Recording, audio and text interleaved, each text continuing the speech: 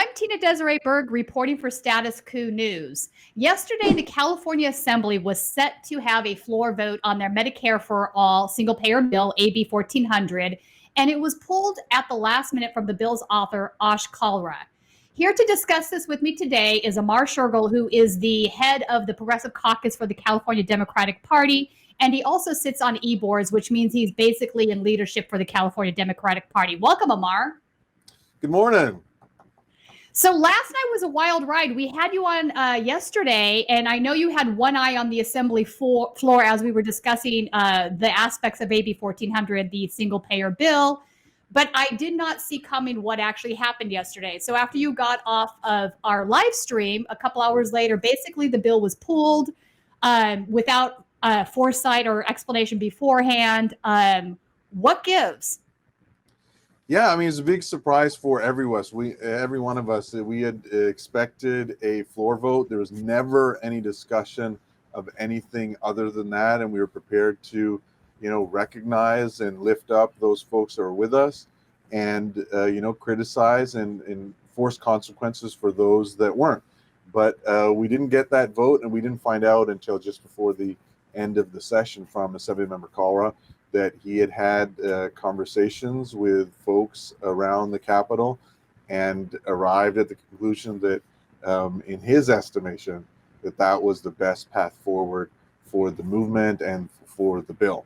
And obviously, a lot of us disagreed with that. In fact, let's talk about that. I joined your Progressive Caucus debrief call last night. Ash did show up to the call to talk about the reasons he did what he did, and he was roundly taken to task by most of the activists and delegates on the phone. You're right. One of the things he mentioned was the reason he did it is he thought it was more beneficial for the movement in the long run, that he thought that perhaps some of these assembly members that were going to vote no could be moved to the yes column in a future date. But here's the deal. We don't get to bring this bill back now for another year. So it's going to be next January. One of the criticisms that he experienced was that he did this unilaterally, meaning he did talk to his activist partners before making this decision. And I think the impression I got was that most of the activists on the phone realized that the bill wasn't going to pass, but that wasn't the point. The point was to get the assembly members on record who weren't going to support single payer in the state, which is something that is massively popular with constituents and voters in the state. So why would he do this unilaterally when it would be beneficial for the movement to find out who those assembly folks are and either replace them or lobby them? Yeah, I think we can certainly talk about, the two paths, the path we wanted to follow with a vote and then an accountability project versus his path, which is no vote and then, try to come back. But one thing that he admitted yesterday, and all of us were upset about, is that there's just no consultative process on his decision. If he came to us a year ago and said, "I want you to buy into this process." He came to the California nurses, and we agreed to work with each other, and there's trust built on that. If at any point he was considering, not having a vote, then we deserved a consultation. And without that, he shouldn't have taken that decision, because it's not just this one project, right? When assembly members do that, it damages their reputation. And if he's a leader in the movement, it hurts the progressive movement. So the next time the bill is up, there's no guarantee that folks are going to be willing to follow him, or the nurses are willing to work with him. And then you got to start fresh with somebody else. Or we have, some folks who say, all right, we'll go with him, some folks who don't. So it doesn't really matter what path we take from here. There's some damage done to his ability to lead the movement. And we'll try to bring things back together, but it just makes things more difficult. And when, we believe we were going to get a vote, we should have got a vote. Oh, indeed. And, part of the process was that you folks in the Progressive Caucus had made really clear that you were going to withhold endorsement from any assembly person that did not vote yes on this bill. Ash knew that, they knew that. So it sort of comes across at this point that he was protecting these individuals from losing endorsement. Do you think that's true?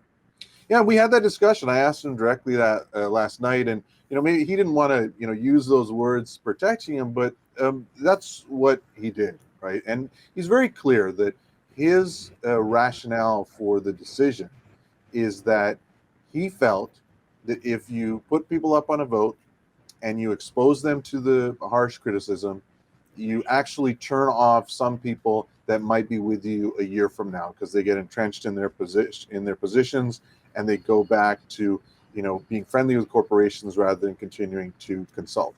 Now, we disagree with that, but that is his good faith decision, and I believe that he is saying what he believes to be true, that is a better path forward.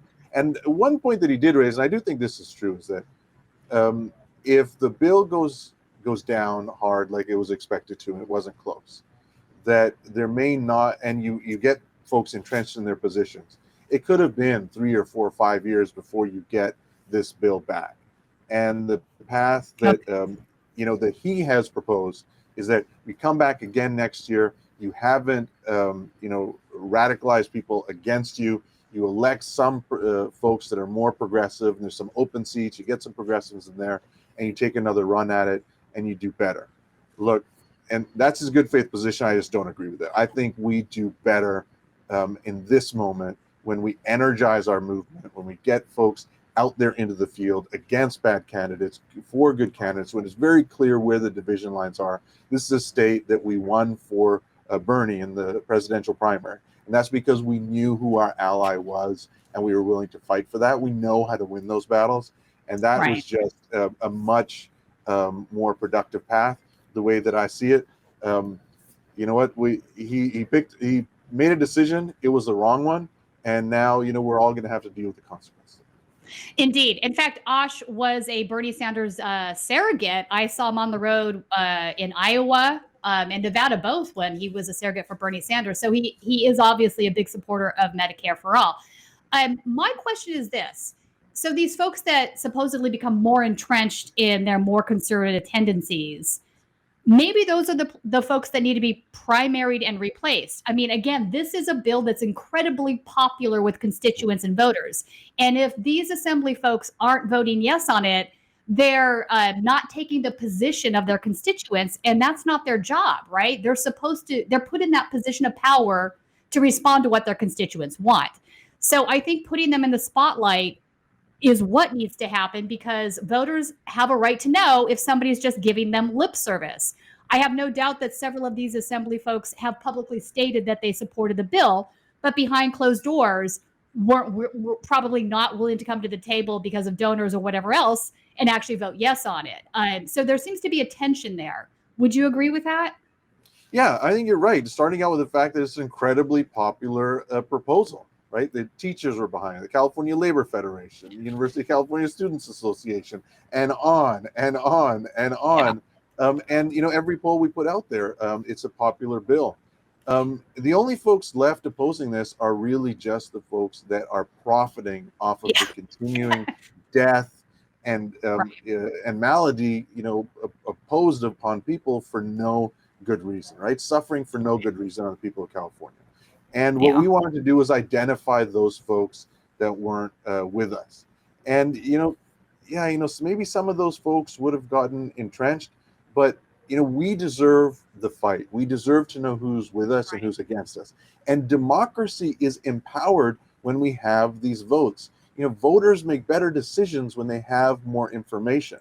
And if we had that vote in front of us, we could deliver that in our messaging to the voters during a campaign, and get our progressive candidates some assistance in their primary battle. So, we weren't given that, and I think it's just a mistake. There's just no way around it.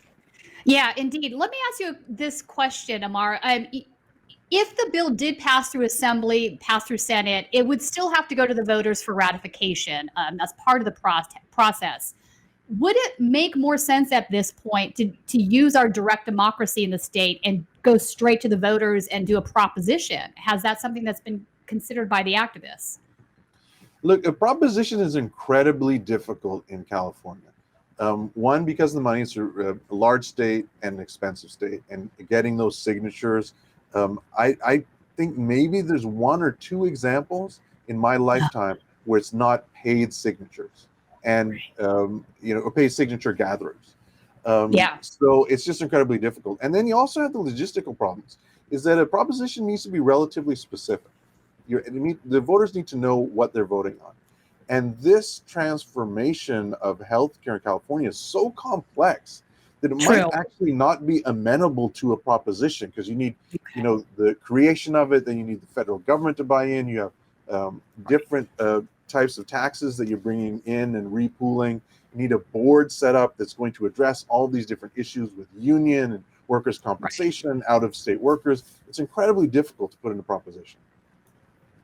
Indeed, it is. Let me ask you this: what is the path forward then? So we had Rendon kill the bill in the Senate a couple years ago. We just had it killed last night by Ash Kalra in the Assembly.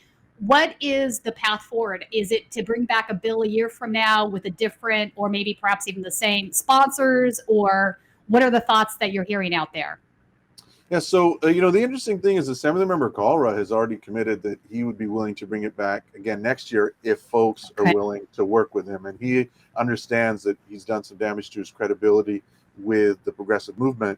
What he hopes, though, is that he has, bought some time and credibility with folks in the Assembly. We'll see how that plays out. But let's be fair to him. I mean, he bought into leading this fight, and there's not a lot of political upside for him in picking this CalCare fight. I mean, he knows what pressure he's going to be under from corporations and other assembly members and senators, and he was down for this process. We were just at the beginning in this assembly vote. We still had to go through the Senate. We had to get it signed by the governor. Then we had to go to the feds, get their money. We had to do a proposition to get a constitutional amendment and beat back corporate forces, and he had bought in for all of that. So, whether it's Kalra or someone else, that's the next step. Is next year we come back with all of those steps again. And do you think in the meantime you'll be able to get a list of the Assembly folks that were maybe perhaps saying publicly, yes, they supported the concept, but we're not going to vote yes? Because it seems to me those are the ones that need to be targeted one way or the other. And I think also, in addition to that, it really speaks to the sort of soft corruption that we see in the state of California and also within the Democratic Party. The Democrats have a supermajority in the state, but they have been just as privy to big donor corruption as the Republicans have, whether it's health insurance companies, real estate developers, et cetera. So is there a way, do you think, to get that information? Do you think Osh will play ball with that? Is it relevant? What are your thoughts on that? I don't think it's going to come from Assemblymember Kalra. He's made his decision that he is going to shelter those assembly members from direct criticism from him. But what he also said, and what I think is true, is that we know who our friends were as far as the authors, co-authors, and a few folks who said, before the vote that they were out there advocating for it, like Assemblymember Mia Bonta and others. We also know, who made horribly critical, unfounded statements beforehand, and who we need to work on, who are in between. So we will have a list, but really, when we were preparing for this vote, I wasn't too incredibly concerned about the whip count, who was where, when, because the amount of pressure on these assembly members is immense, and you can lose any vote, anytime, no vote is safe. And I still think that's true now. Like, if somebody even yesterday had voted yes, and we've gotten an actual vote, or they had said, I'm definitely on board and I'm voting yes, or I would vote yes, I wouldn't consider that a safe vote. We need everybody activated, organizing all the time, every district, to make these issues important. So I don't think our organizing task changes too much in the upcoming election, but certainly one piece of that is the endorsement that which the party gives, and that, that certainly it takes on a different complexion when you have a vote in your pocket. No, and I think you're obviously, just for people outside of California so they understand this, your endorsement from the Progressive Caucus is incredibly valuable, basically because the state is 100% supermajority Democrats, but within the party you have obviously different factions. And for the leftists in the state, for the progressives in the state, your endorsement means a lot. If they lose that endorsement, they could possibly lose their seat, lose election, et cetera. So it is valuable. I think your tactic was a solid one, but I think you didn't have a good partner that was willing to go all the way to the end of the line with it. So that's the weak link, right? So hopefully going forward, if you use Ash as your author again, maybe he's learned his lesson and is willing to go to the line. Because I heard from a lot of the activists last night, none of them actually expected it to pass. That wasn't the point. The point was to find out who was on their side and who wasn't, and that is valuable information. So Yeah, what are we your were cautious. We were always cautiously pessimistic about how the vote was going to go, but we wanted the vote, and we didn't get it, and is just a mistake. And progressives are ready to continue with the endorsement fight and the election fights to make sure we get a different outcome next time. And it's not just this bill. There's so many other bills. We have failed in the so-called progressive state of California. The assembly is not progressive. They have failed on police accountability, on climate change, on housing, and over again. It's the same group of assembly members that fail us. Indeed.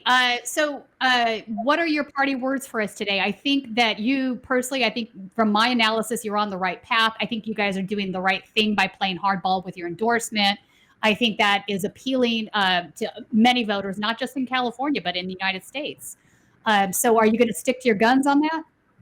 Yeah, I think, folks have to be wary about the California Democratic Party. We haven't talked much about this today, but they have been silent throughout this.